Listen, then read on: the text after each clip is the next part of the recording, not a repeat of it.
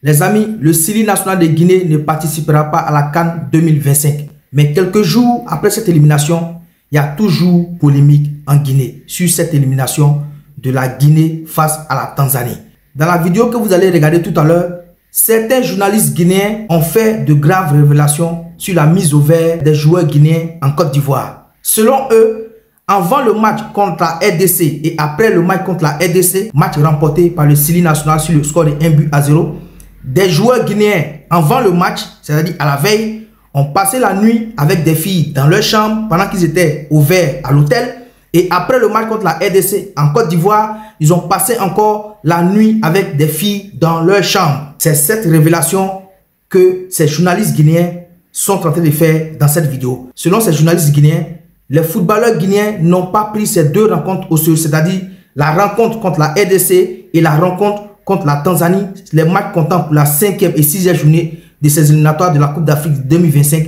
Des joueurs guinéens qui avaient pourtant promis se tuer sur le terrain pour qualifier la Guinée.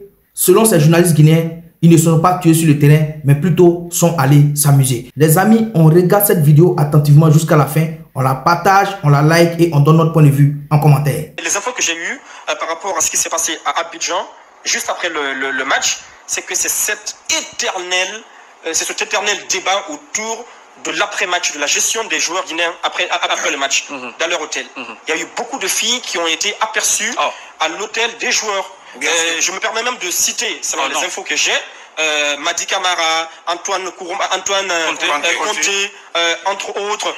Sero Guirassy, on n'a pas aperçu. Ce que vous dites est tellement vrai. Il y a quelqu'un qui m'a dit, excuse-moi, ce n'est pas pour vous couper, parce que ce que vous dites est extrêmement important et très sérieux. Oui. Et parce que moi, il y a quelqu'un qui m'a dit hier, on est venu ensemble, il dit qu'il y a un joueur qui est parti les trouver à l'hôtel, qui les a trouvés au restaurant, et il pensait qu'ils étaient ivoiriens, Donc il est venu avec deux filles. Ben voilà. Voilà, c'est-à-dire que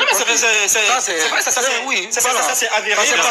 On les a même fait une négligence autour de il les a même pas salués parce qu'ils pensaient qu'ils sont ivoiriens, ils sont pas guinéens, et c'est bien mis à l'aise avec ces voilà. Et l'autre chose par rapport même à Guirassy, en fait, on l'a pas aperçu avec une fille, mais il paraît qu'il a passé tout le temps dans sa chambre avec son petit frère.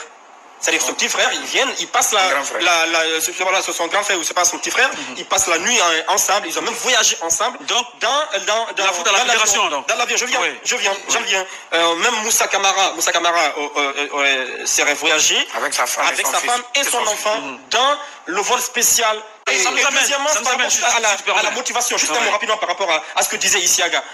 Qui dit on va mourir sur le terrain là. On va mourir sur le terrain pour obtenir la qualification. Moi j'ai pas vu quelqu'un là-bas qui a eu envie de mourir hier pour le drapeau. Voilà, sincèrement, j'ai vu personne qui a eu envie de mourir pour la Guinée hier. Parce que tout le monde voulait vivre hier.